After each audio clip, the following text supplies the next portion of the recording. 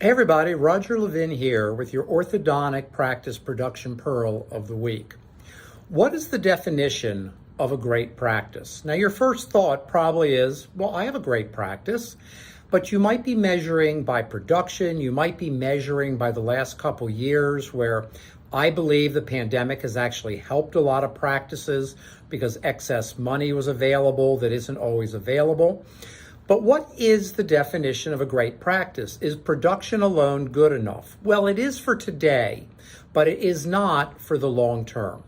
Because the definition of a great practice is when the orthodontist can be replaced and everything will continue to run and financial numbers, etc., will all be in line when a new orthodontist comes in.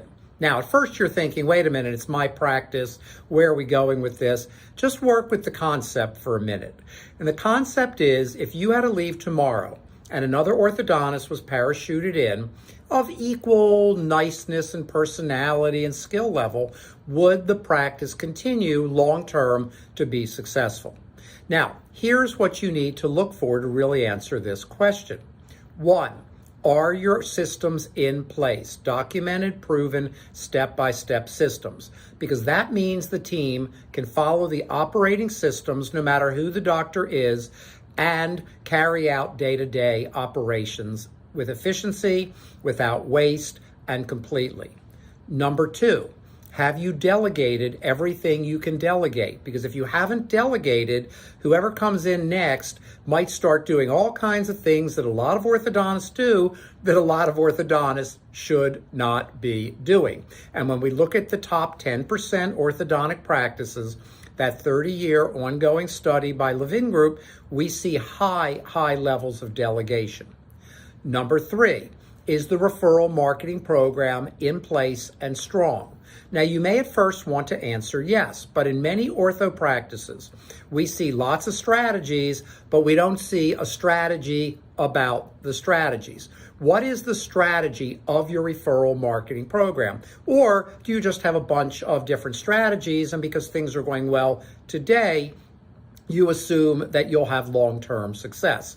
If a new doctor came in, but the referral marketing strategies have been well thought out, they're integrated, you have the right number in all 5 focus areas: patients, parents, referring doctors, social media, and the community, then the referral marketing will continue regardless of who the doctor is.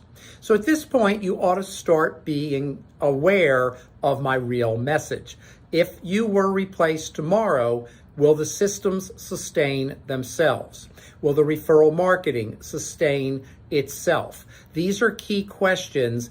Have you delegated so that whoever comes in will operate at a doctor level and not at a staff level? Or, as I always say, if you're an orthodontist, whose job are you doing now?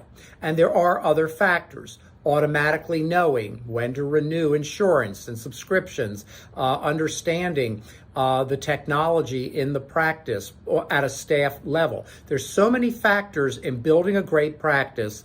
I end with the question I started with: do you have a great practice? And the answer has to be for the long term, not just for today. You don't want to find yourself in a few years challenged or competing or struggling because you didn't build a great practice for the long term. So do you have a great practice? I hope so, and I hope some of these pearls are helping you to get there. As always, I wish you increased practice production every year.